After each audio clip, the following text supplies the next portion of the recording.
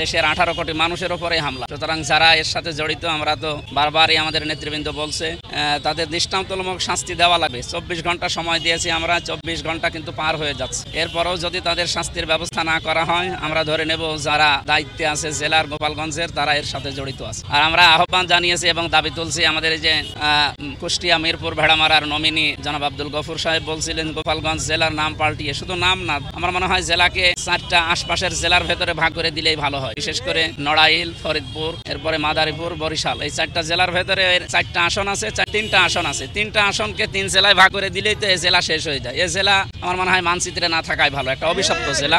এই অভিশপ্ত জেলাকে বাংলার মানচিত্র থেকে মুছে 63 জেলায় বাংলাদেশ করা হোক। সংগ্রামী সাথী ও বন্ধুগণ, সাথে সাথে এই কথাও বলতে চাই যে এই সন্ত্রাসীরা শুধু গোপালগঞ্জে নয়, সারা বাংলাদেশের অনেক জায়গায় তারা আছে, সব জায়গায় আছে। আমরা প্রশাসনকে বলবো, এই সন্ত্রাসীরা যেখানেই থাকুক, আমি সন্ত্রাসীদেরকে পুলিশ জানে কে কোথায় আছে, পুলিশের কাছে তালিকা আছে। পুলিশের কাছে সাধারণ লোক গেলে তারা বলতে চায় যে আপনারা তালিকা দেন, আপনারা ছবি দেন। আমরা জিজ্ঞাসা করতে চাই, বিগত 16 বছর যখন জামাত বিএনপির নেতা কর্মীদেরকে অ্যারেস্ট করা হতো, তখন কি ছবির প্রয়োজন হতো? তখন কি নামের প্রয়োজন হতো? আপনারা খুঁজে খুঁজে অ্যারেস্ট করেছেন। আর আজকে নিষিদ্ধ ঘোষিত সংগঠন ওই আওয়ামী লীগ এবং তার দোসর যুবলীগ, ছাত্রলীগকে অ্যারেস্ট করা কেন হয় না? এটা আমরা পুলিশকে জিজ্ঞাসা করতে চাই। যতদিন না তাদেরকে শাস্তির আওতায় আনা না হবে, ততদিন বাংলাদেশে শান্তি ফিরবে না, স্বস্তি ফিরবে না। তাই অবিলম্বে তাদেরকে গ্রেপ্তার করতে হবে। সংগ্রামী সাথী বন্ধুগণ, সম্মানিত সাংবাদিক বন্ধুগণ, বাংলাদেশ জামাত ইসলামী এদেশের একটি প্রতিনিধিত্বকারী এবং দায়িত্বশীল সংগঠন হিসাবে আজকে এই ন্যাক্কারজনক হামলার প্রতিবাদ করার জন্যই আমরা এখানে উপস্থিত হয়েছি, মিছিল করেছি,